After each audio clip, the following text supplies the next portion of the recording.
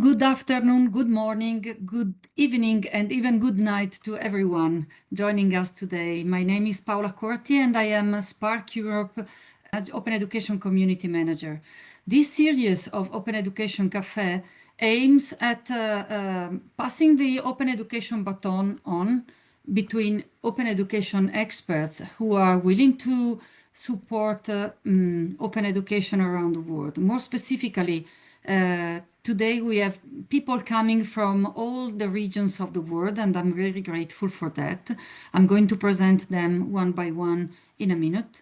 And just so you know, we are recording this event, so please consider closing your microphone and your video if you are not willing to show your face. You can remain anonymous. You're welcome to stay in the room. I'm very happy to have you. Today's topic is navigating generative AI, open licensing, and community trust. And we are here to explore the intersection of generative AI, open licensing, and the ethical OER curation. We have critical questions that emerge as generative AI tools increasingly rely on open educational resources for training data. And the network of open orgs, who is here today, brings together a diverse community of organizations and leaders committed to a world of accessible knowledge. The network of open orgs also contributes to the implementation of the UNESCO OER recommendation and the UNESCO Dubai Declaration, with the collective work that we do in different countries and regions and at the global level. I'm happy to introduce our guests today very briefly so that we can then start the discussion. Welcome to Kat Walsh, Copyright and Licensing Counsel at Creative Commons. Cable Green, Director of Open Education at Creative Commons. We have Ebba Ossiannilsson, Chair of the ICDE OER Advocacy Committee. Lisa Petrides, CEO and founder of the Institute for the Study of Knowledge Management in Education, ISKME. We have Neil, welcome Neil Butcher from OER Africa, co-leader of the organization. And we have Marcela Morales and Igor Lesko, co-executive directors of the OE Global organization and both coordinators of the network of open orgs. And finally, we have Antonio Martinez Arboleda. Welcome, Antonio, professor of open and digital education at the University of Leeds and senior lead for the Knowledge Equity Network. I will try my best to keep track of time so that we can balance between different contributions, and just be mindful of the time. We have diverse voices, and we want our participants to listen to them all. So let's start. AI is somehow reshaping higher education, and with it the values of openness that we've long associated with open education. And scholars are telling us that the narratives or imaginaries surrounding AI are not neutral, and they can either reinforce equity and transparency or erode them through surveillance and commodification or hidden biases. With that in mind, let's start with our first question. So let's start here.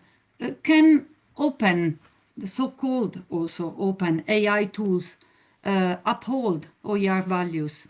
And what legacy and ethical safeguards are needed? I would like to start maybe looking at my screen from, let's say, the first that we have in our list, and leave the floor to Kat at the end of this first round, so that we can spend more time on the legal nuances of it, if you all agree. So the first in my list today, and welcome, is Cable Green from Creative Commons. Thanks, Paola. I think ethics is it should be at the top of our list. You're already seeing several of the AI companies hire philosophers and ethicists, which I think is a good thing. But I think we need more of that. I worry about the decisions that are being made in lieu of those conversations. But before I dive deep into that, since we just have 2 minutes for an intro, I wanted to throw a couple of topics out for discussion as we go through. I think that AI in education is full of both opportunities and threats, and I want to just list a few. I think there are two big opportunities. One is AI, especially as an engine to draft new works. When we've worked on OER in the past, we've always been limited by resources, by time, by labor, by expertise, by translations. And I think there's an opportunity to use several of the AI tools to accelerate that work. It could be a force multiplier in the development of open content. So I think that's interesting and something to be pursued. But the challenge there, of course, and this is a threat that goes with that, is that that only works if we've got robust quality content that's available for the training of AI and not just garbage that it's bringing in to train its models. I think another really interesting opportunity are, and call them what you want, learning guides, mentors, tutors that are customized to students' learning goals and where they'd like to go with their learning at the speed they want to move.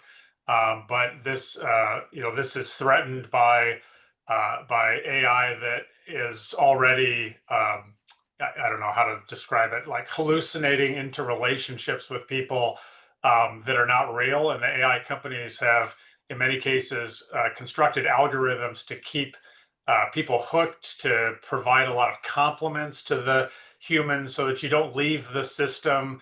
And, I think we need to interrogate that and ask, is that healthy? How authentic is that? And then I think the rest of my list is threats. I'm worried about labor rights and jobs in education with instructional designers, authors, graphic artists. I'm worried about knowledge gap problems. Those with education, money, power are always the first to do new things with new technologies. And so I think that our field is going to have to work diligently to ensure equitable access and training about AI technologies.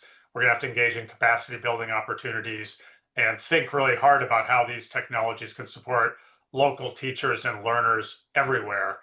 And then, of course, there's huge problems with bias, but that's just kind of an initial list. I hope we get to some of those topics today. Ethics is obviously one of them as well. Thanks. Thank you, Cable. I would leave now the microphone to Ebba. Ebba. Thank you so much, Paula. First, maybe a small correction. I'm here today representing ICDE as a board member. I have been working as a chair for the OER Advocacy Committee since 2017, but that ended in last year. We are now working on an open education network with ICDE. So I'm a board member with ICDE, and I will take some perspectives from ICDE during this discussion. First, some few words. ICDE is the International Council for Open and Distance Education, and we are working since 1938 with UNESCO and champion accessible education, challenged barriers, and promoted learning innovation since 1938. And we are the leading global and largest network in inclusive, sustainable, and scalable education, committed to borderless education. And we are working on envisions a future where everyone has access to quality education and lifelong learning opportunities, regardless of the circumstances. And we are doing that with transforming the world through inclusive education. And related to the question that we are here to explore whether so-called open AI tools can truly uphold the core values of open education resources, it is very much about access, equity, transparency, and collaboration. And this promise is very clear. AI can accelerate this creation, adaptation, and translation of OER at an unpredicted scale. But we must ask ourselves very clearly and frankly and very open for whom and under what conditions, whose voices are heard, whose voices are not heard. And most AI systems today are not fully open, and we know that very well. And they rely on proprietary models and opaque data sources. This raises questions about trust, ownership, and reproducibility. And to align with OER values, we need tools that make their training, data, decision-making processes, and quality licensing structures transparent. And we'll come back to that in a minute. But at the same time, we also need strong legal and ethical safeguards, which is very essential. And we must address intellectual property rights to ensure compliance with open licenses and guard against bias, exclusion, and misinformation. And thus, ethical framework should protect learners' privacy and uphold academic integrity and promote diversity of knowledge. And from ICDE's perspectives, we have noticed very clearly the last couple of years, and not at least the work we're doing in Africa with OER capacity building, and that there is a misunderstanding, as we all know who are working in this area, about what is really OER and what is available on internet and now with the AI tools. And that means that this means that we have to really, the challenge here is that we now have the opportunity for awareness raising. What is really about, what is OER and what is it about? And it is about, there's a misunderstanding about this credit intellectual property rights and the confused with IPR and copyright. And this is something which we have noticed very clearly, as I said, the last couple of years, not at least in so-called civil law countries. We have worked with Francophone and also Portuguese countries in Africa, for example. And we're also developing from ICD an ICD OER capacity building course where those issues are very much emphasized and stressed. So this is what. Thank you, Ebba. Yeah, thank you. Thank you very much. Lisa. Thank you. I'm setting my timer here too. So Lisa Petrides from ISKME, the Institute for the Study of Knowledge Management and Education. And our mission has been around making education participatory and open for all. Very simple mission in that regards. We're based in the US. We work internationally as well with UNESCO as an NGO consultative organization. And our work has been about accessing information and knowledge. And open educational resources is a big piece of that. We run a big digital library called OER Commons, you may have heard of. We also run over 25 open libraries for other entities across the world. So I know kind of the question we were posed here is about whether we can, whether open AI tools can uphold OER values. And what we've tried to do as an organization, especially in this last year, as things have been moving so quickly, is to say, how can we bring the values of open to the ways in which we work with AI? So really sort of changing that and bringing this open ethos to guide us to create a set of guiding principles. And I'm just going to mention a few here. I might talk about them a little bit later. And so several of you have mentioned this already. But for example, provenance, the provenance of information. So to bring the open value to AI around provenance is to recognize where the information is used to train models. You know, is the content verifiable? Is it maintaining accountability? Is there attribution? Or informed consent? You know, consent needs to be used to use a person or an organization's data for AI purposes. We're seeing several lawsuits about this right now, right? Active consent is the presence of a yes, and not if there's no access, then that's no, if there's no consent. Transparency is, I think, what the last piece I just want to mention, which is how the model is being used. What is the role of human oversight? And in the case of content creation, specifying that it was created using AI. So we need to have provenance, informed consent, transparency, bias, which my colleagues have already talked about. So how do we bring these values of open to AI? Thank you. Thanks a lot, Lisa. Neil, please. Greetings, everyone. So I'm from OER Africa, based in Johannesburg in South Africa, but working extensively across the developing world, both within and beyond Africa. And I think, I'm not going to repeat what my colleagues have already said. I think they've raised a number of very important issues. So I'll just sort of add some additional things that I think are very important from my perspective. And one of those is a certain kind of continuity when it comes to educational technology investments that I see in the developing world, which is the tendency for new initiatives with very large marketing budgets, promising wholesale transformation and solutions to all of education's problems, co-opting a lot of the development funding that ought to be going into critical investments in education on the continent, being co-opted by development partners and edtech organizations from the global north to test out speculative technologies in developing countries before they've been proven to have actually demonstrated any success. And I think one of the challenges that we're facing is that this collection of tools that we label as AI, which I quite often wish we wouldn't, because it's bringing together so many different tools with different functions that actually the collective noun is quite unhelpful, I think, is unfortunately also the base of a the largest scale ever speculative venture capital investment coming out of the United States. And obviously going with that is a significant determination to get a return on that investment. And so I think this poses a very significant challenge from our perspective, because I'm seeing a lot of money now being challenged into speculative piloting and testing initiatives that really ought to be being spent on making sure that basic things are being done well. So to move to that point, I think it links to the question, and I see that this was mentioned in the chat, about whose voices are being heard.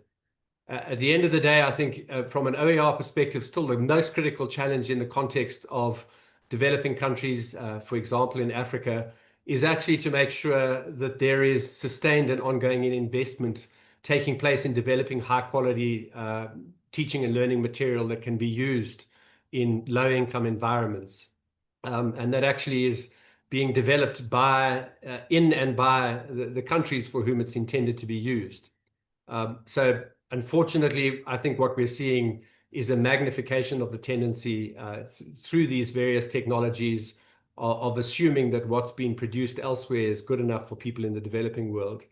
And so, I think our greatest aspiration would be to make sure that we try and channel more funding into high quality content development that can be openly licensed and shared across borders, and then making sure that that content is accessible so that those open AI tools that Cable and Lisa and colleagues have spoken about are actually able to ingest and use that as part of what they share with learners, so that we get a much more diverse educational experience for the users of those tools. Thank you, Paul. Thank you, Neil. Thank you, Neil. I would add editable materials also to facilitate adaptation as far as possible. Marcela. Hello, thank you, Paula, and hello, everyone. Thank you for creating this space for us to have these conversations. We're very excited to be here. My name is Marcela Morales, and I'm co-executive director of Open Education Global. And I'm going to tag on some of the comments that Lisa was making, being a global organization and how we try to reach every community around the world. And we have been doing this for 15 plus years, and it has not been an easy task, as many of you know. I think that trying to access some of the communities that Neil is referring to is not an easy task. But we have been seeing, at least in the communities, for example, the Latin American community, which is the one that I mainly work with, that the use of AI is also bringing some benefits. Trying to solve the AI conversation with a single solution is something that we're not going to be able to do.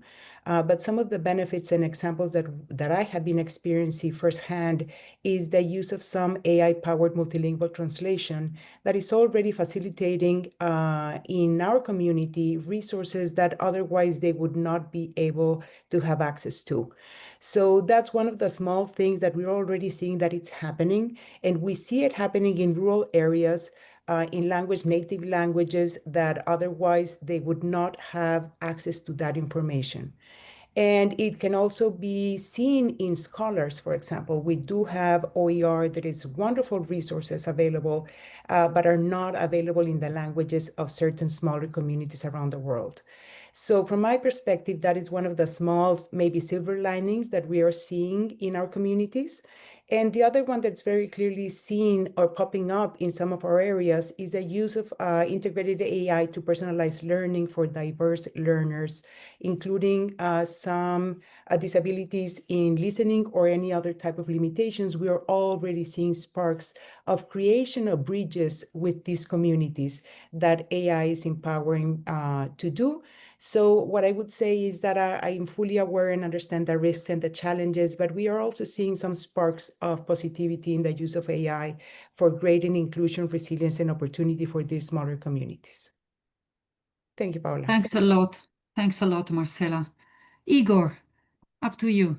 How am I supposed to follow this now? Thank you, Paula. So thank you, everybody, and thank you, Paula, for hosting this session on behalf of Spark Europe and OE Global. It's lovely to be here with you all. My name is Igor Lesko, also a co-executive director at Open Education Global, and our main mission is to advance openness in education worldwide. And since this is an open education cafe, we should maybe emphasize that open education is really about removing barriers to learning, right? Whether it's through sharing of open resources or flexible learning pathways or collaborative knowledge sharing.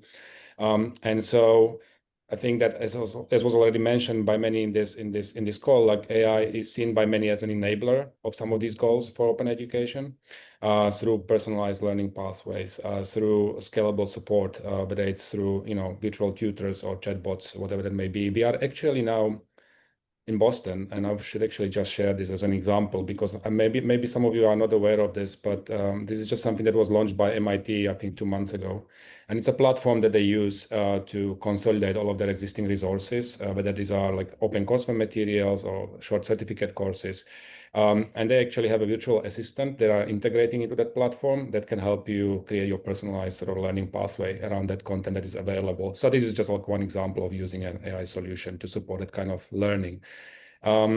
So there are some benefits, of course. There are obviously challenges that many of you have already spoken about, the ethical dimension, the legal dimension. So this is where we have the responsibility as a community to figure out the way forward or the pathway forward. I feel like some of the challenges that were mentioned also, even by Neil, I think it resonates definitely with me as well.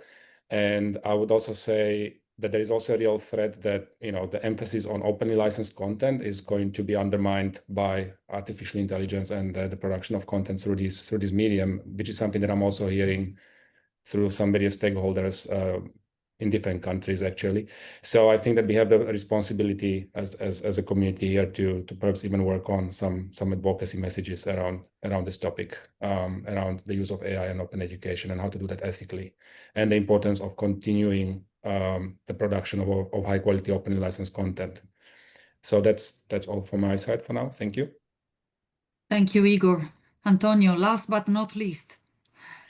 Hello, everybody. Yes, Antonio from the Knowledge Equity Network, senior lead of this group of universities and organizations who are working around the Declaration of Knowledge Equity to bring about changes in open education, open science, and equity, diversity, and inclusion. Generative artificial intelligence is really a minefield. Platformization of higher education, accessitation of higher education are going to be intensified by artificial intelligence, generative artificial intelligence, because of the way it's been adopted by individual universities. There are lots of challenges. I agree with Neil that our definitions of labeling everything under the term AI is unhelpful because there's such a wide range of technologies covered there. I like to talk more about generative artificial intelligence. I think is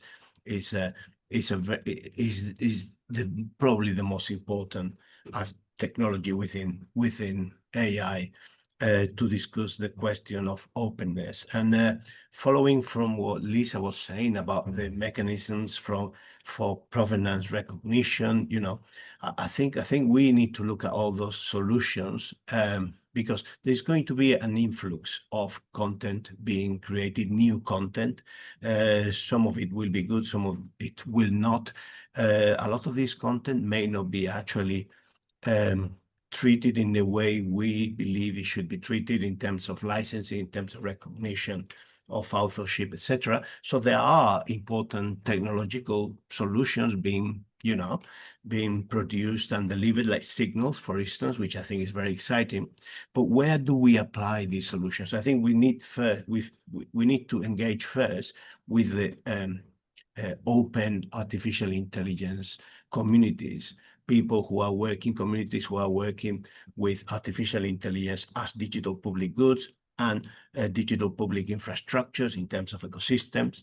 And we need to test and roll out these tools within their spaces. But we also need to look for synergies and alliances and complicity from public interest actors like universities, which are not necessarily embracing AI with a digital public goods or digital public infrastructure approach, because we need to understand that not all this content is going to be produced in open, accessible AI.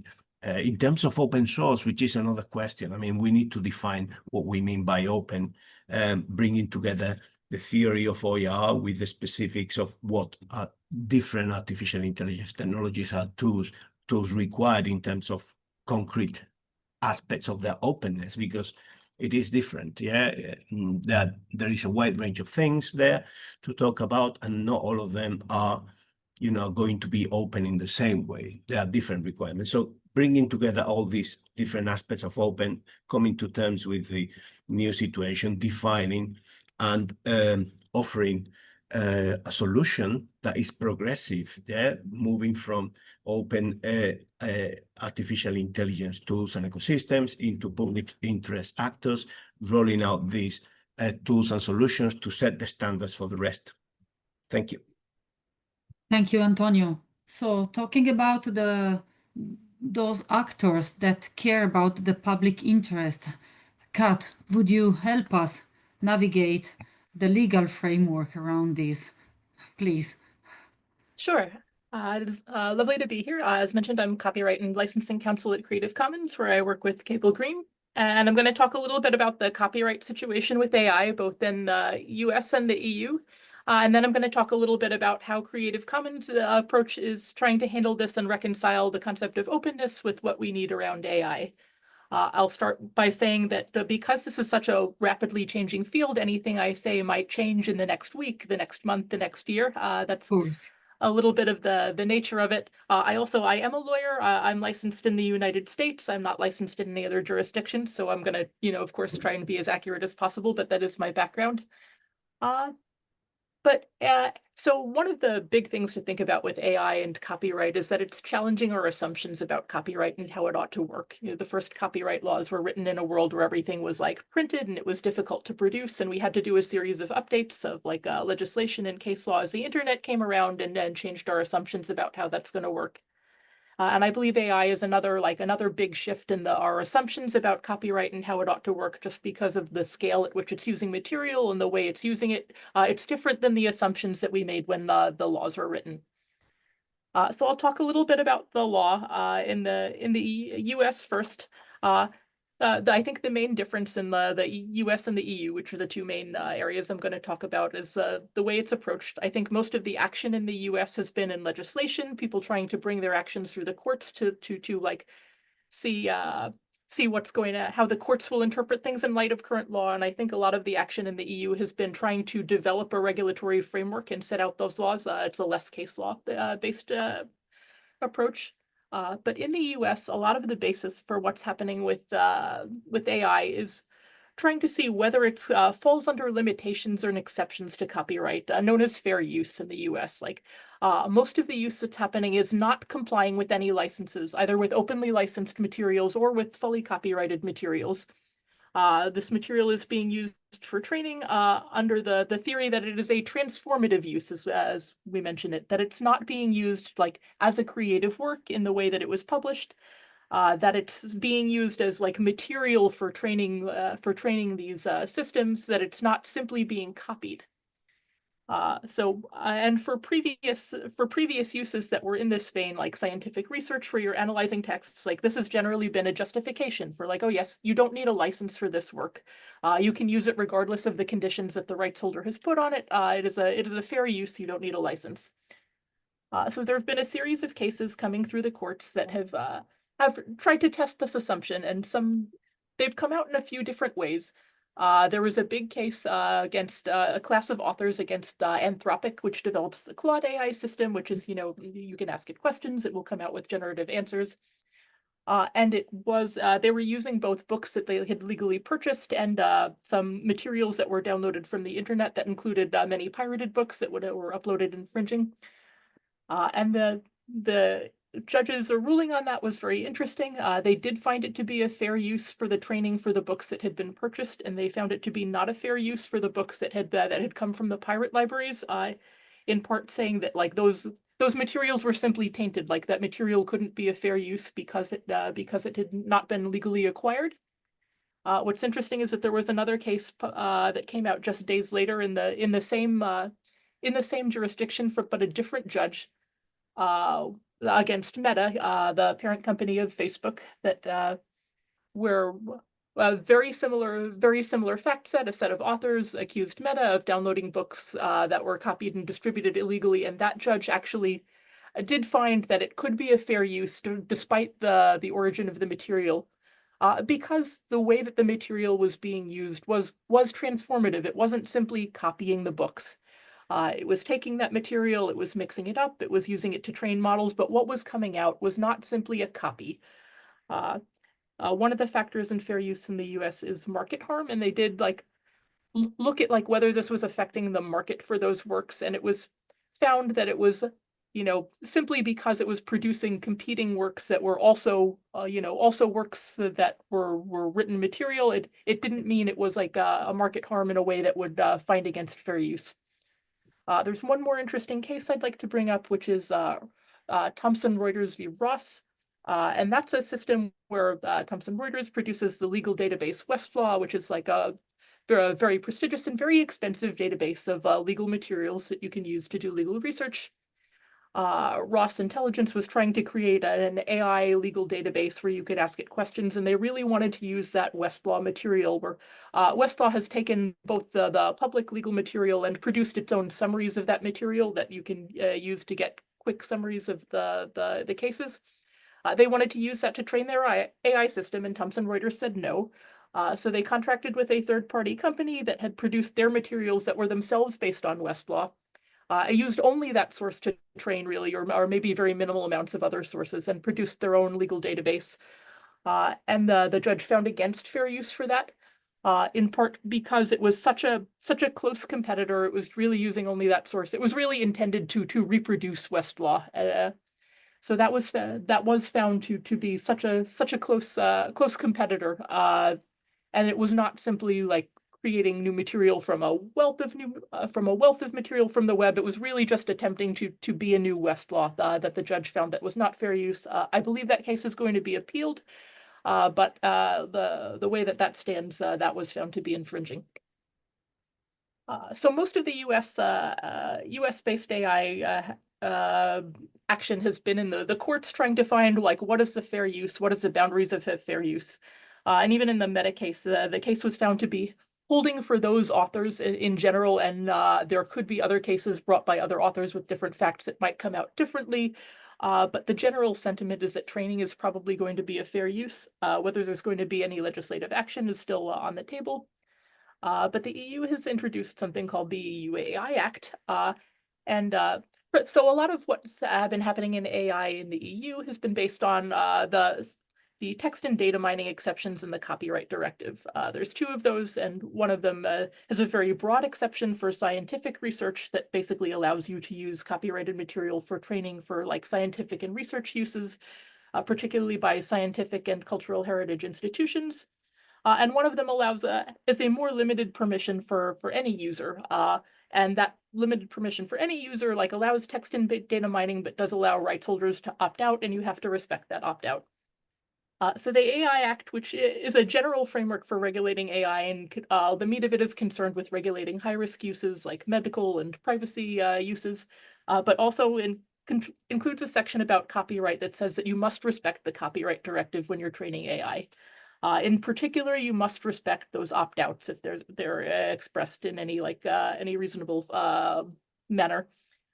So that has been affecting what people are doing around their materials that may be used for AI. Researchers have found a great rise in, for example, terms of service and robots.txt, where people are putting those express opt-outs in hopes that the EU will have to respect those and not use those materials for training AI.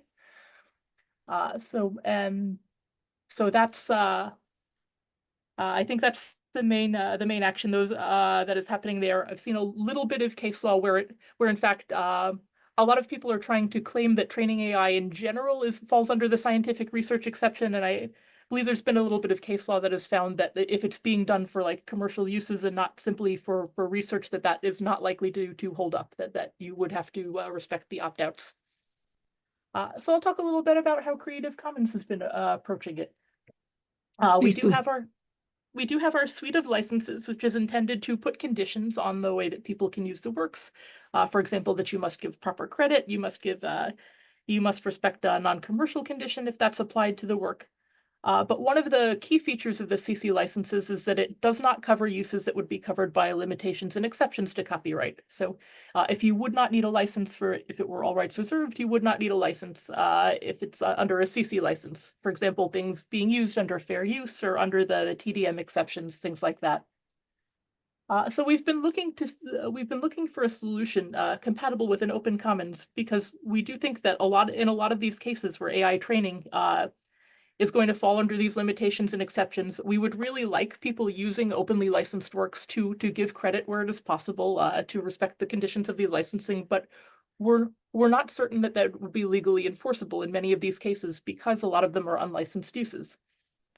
However, like we're concerned about the ethics about building a sustainable commons. A lot of the people who are using CC licenses on their material want very few things. They want credit, they want compensation, they want something for their work, and or even simply not to be exploited without any recognition at all. So what we've been exploring an approach that we're calling CC signals, and I believe Cable is going to talk a little bit about that later.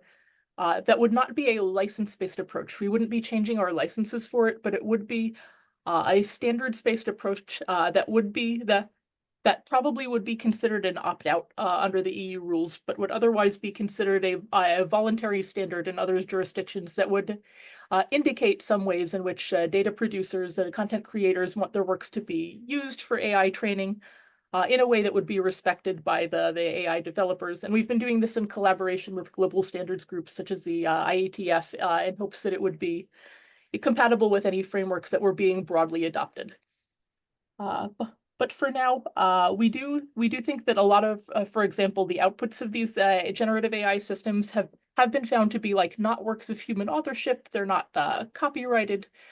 Just because they came from a soup of human authored material, what comes out is often considered to be not have authorship and can be freely remixed with other open educational materials. But if your material is being used for training, what would you like to be done with it? That's what we're hoping CC signals will address. And I think I will leave it for now, and we can go with the questions.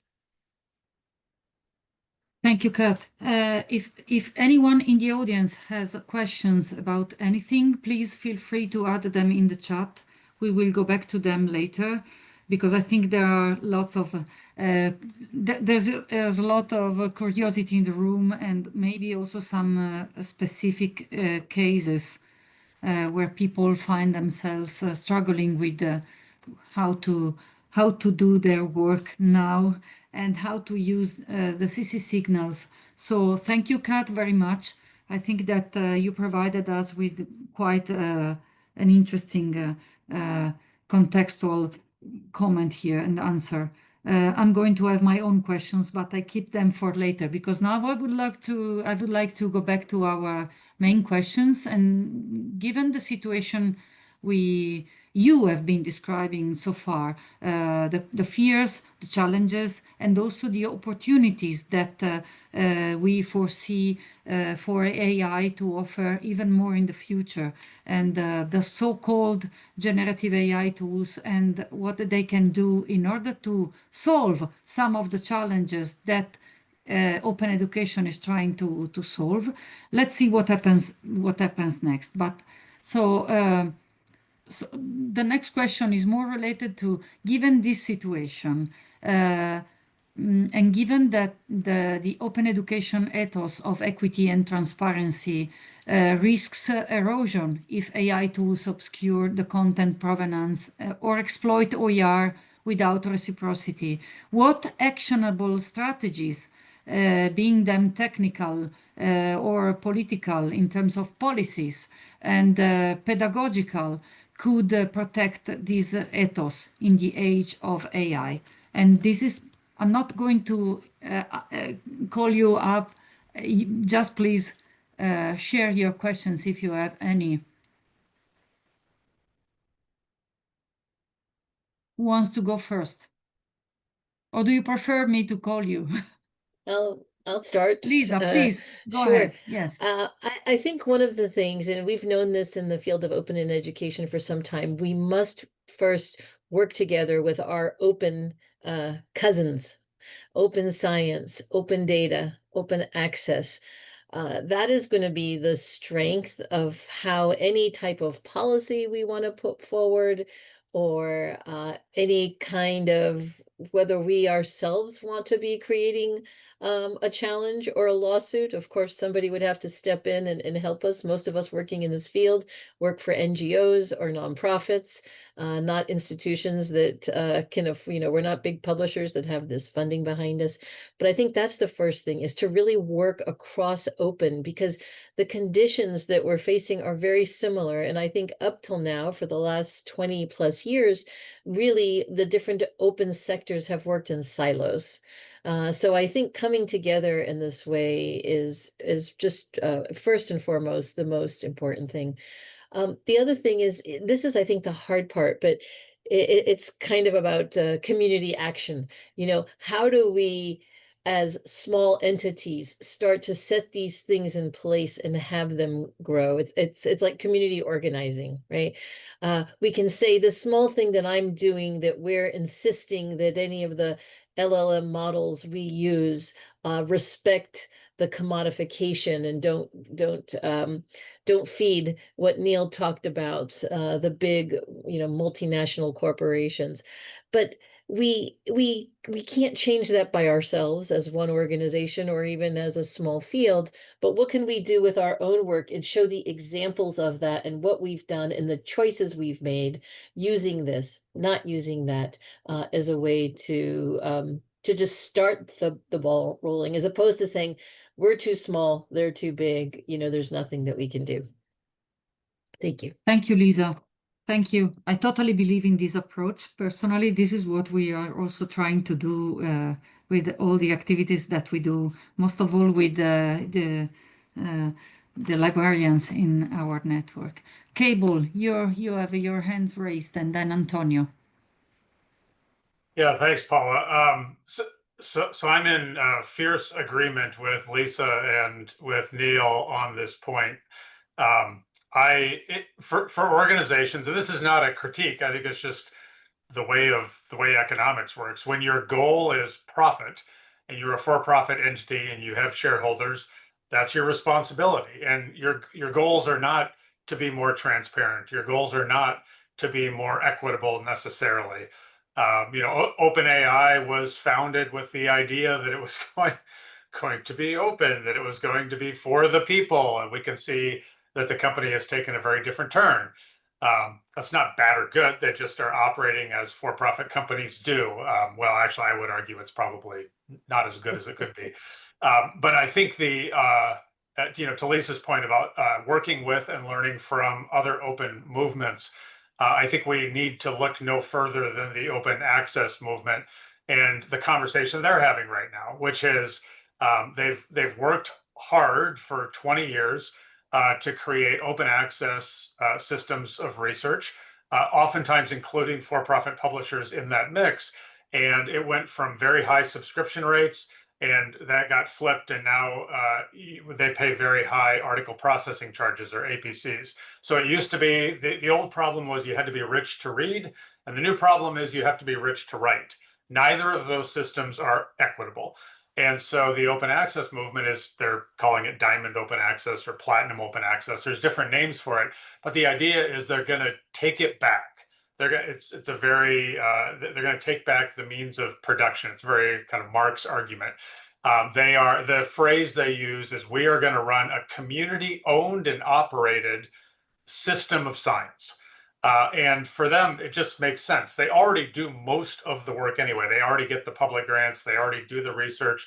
They write the research. They publish the research. What the journals do is a very small slice of what you might call science. And so the discussion is, we're just going to cut them out, and we're going to have a public system of science publication and research.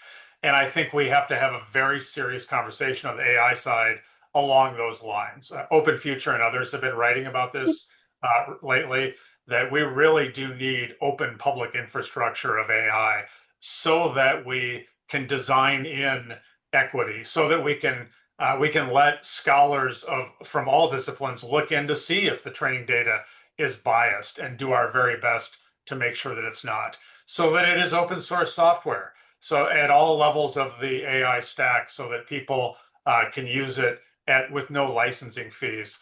We're going to need that if we hope to, I think, to have public access to AI that we can trust and that is open and transparent. I'm personally very excited about possible medical breakthroughs with AI. But as somebody who's had cancer, the last thing I'm going to do is trust some new procedure or some new pharmaceutical medication that comes out of an AI purely program that doctors and other medical professionals can't look into the code, the training data, because there's just no trust there. And so I think the only way we're going to have the trust to trust the outputs of what AI is going to give us if it's open and transparent. Yeah, trusting the outputs, if you can trust the process and the tools that are transparent enough to give you access to how they created these outputs. Thank you, Cable. Antonio.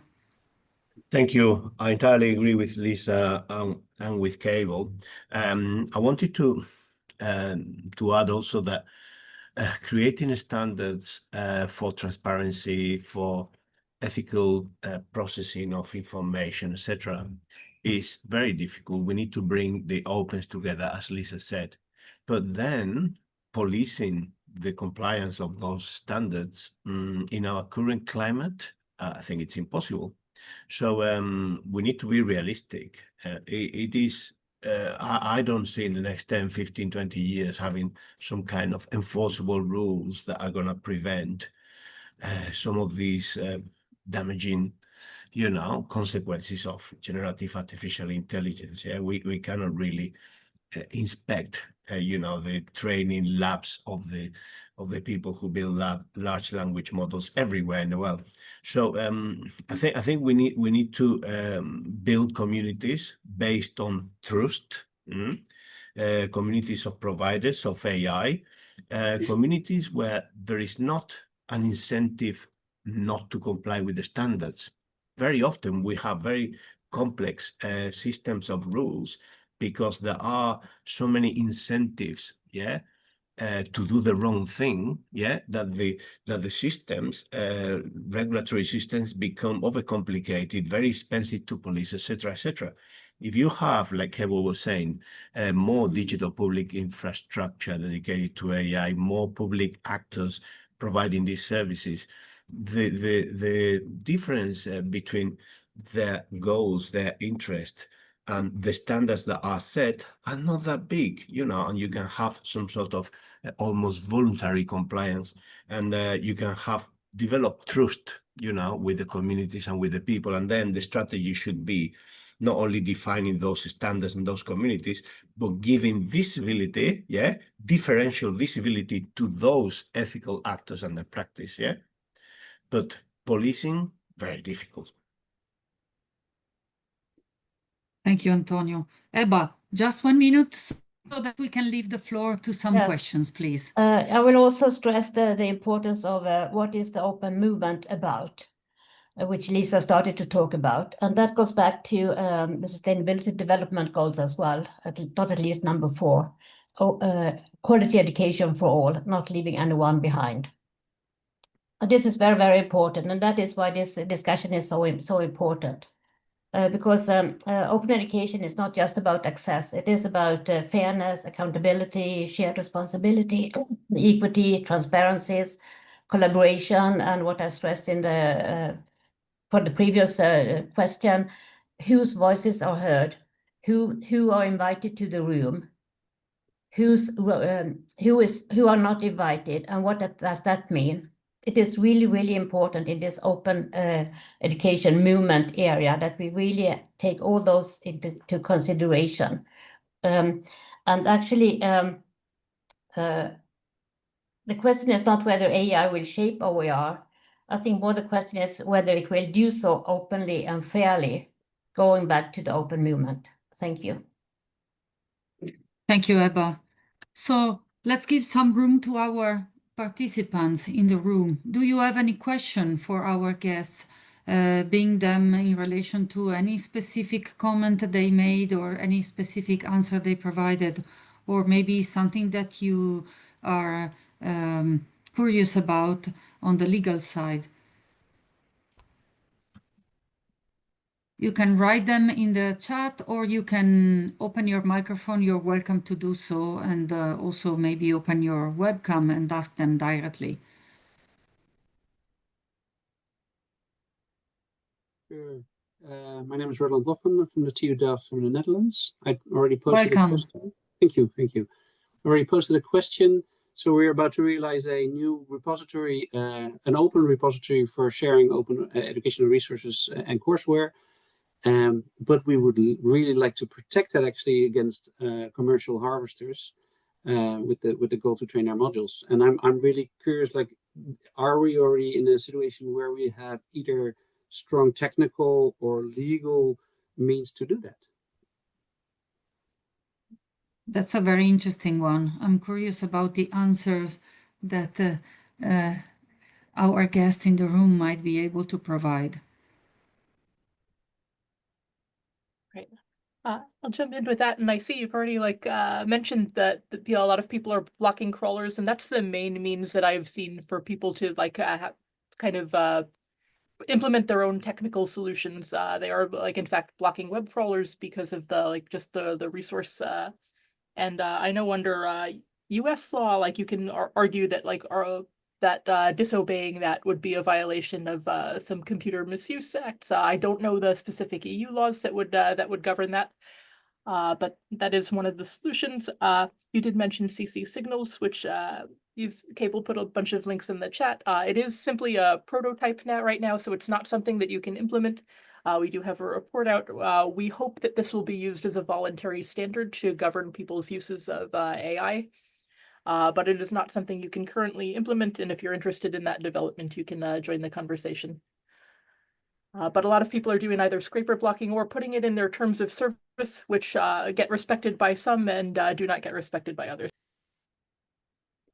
Yeah, I want to just add something to that. I think there's something that we don't do enough because we think it's not going to work, which is to make that a very public statement on the site somewhere, to actually say that this is not allowed. Now, is it going to be complied with? We don't know. But what we have is a kind of historical record then of what our intention is and what are those rules or values or principles that we're upholding.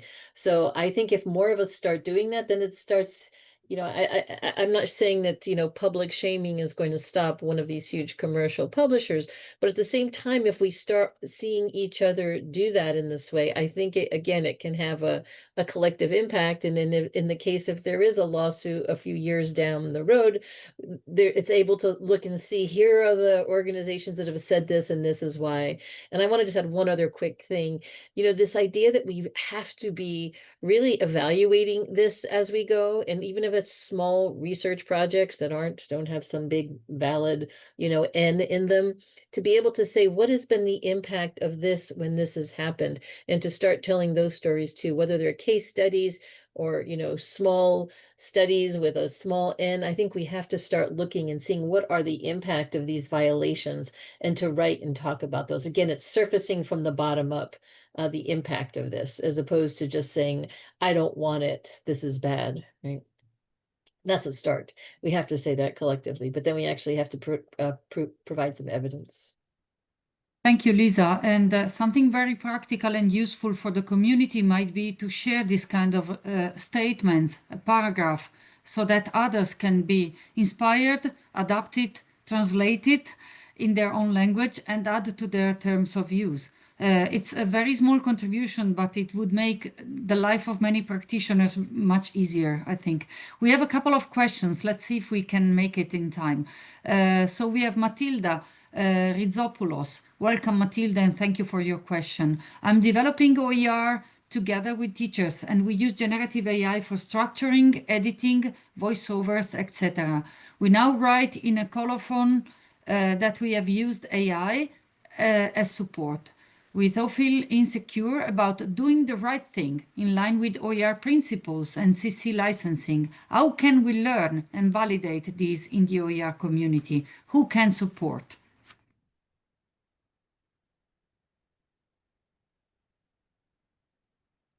Who wants to go with this one?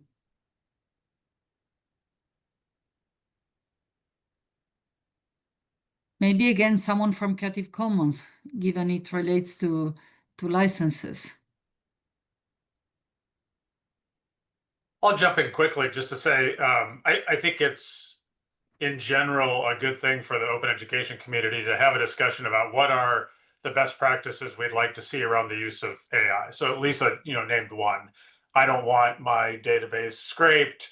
I'm going to publicly say it like that. That could be, one good practice. Another one could be if you, with the CC 4.0 licenses, if you make an adaptation of a work, one of the legal requirements is you say quickly in the attribution statement what it is that you changed. And so we could do that as well.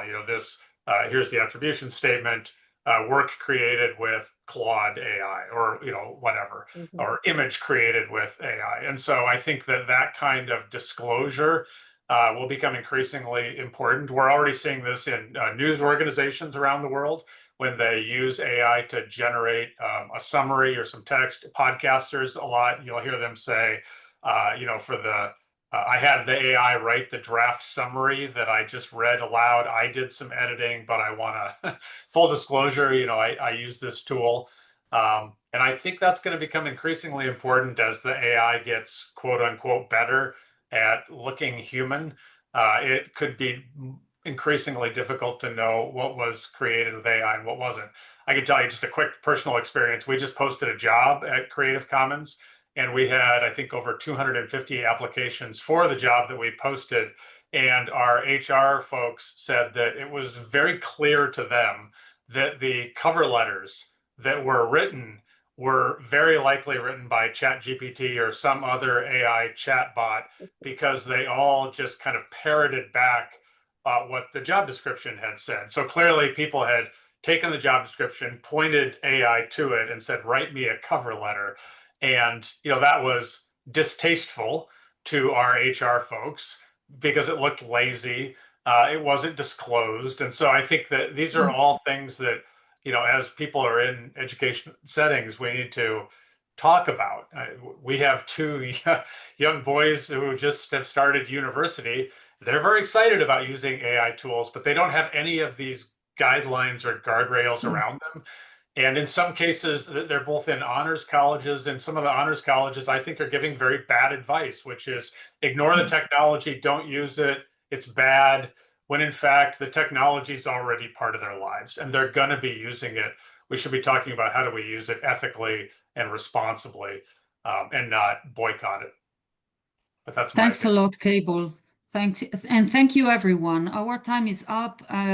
This is just another conversation on the topic. We cannot solve any problem in just 1 hour, but the thing that is important here is that we are willing to work together and to exchange examples and good practices to build this human cohort of people who is continuously willing to safeguard the values of open education with the new tools that we have at our disposal. So let's not be too frightened to look forward to a future where we can maybe collectively contribute to shape the use that we do of generative AI in consistency with the values of open education, and maybe support some, let's say, policy development that safeguards the public value and the public goods for all of us. So thanks again for sitting with us. Thanks to all the participants to being with us today. We have a new upcoming Open Education Café next month. If you want to register, the registration is open, but you will find it also on social media. I'm very grateful for each and every one of you, and thank you for being part of the network of Open Orgs and for sitting with us today. Thanks again. Thank you. Thank you. Take care, everyone. Thank you so much, everyone. Adiós. Adiós. Hasta luego. Hasta luego.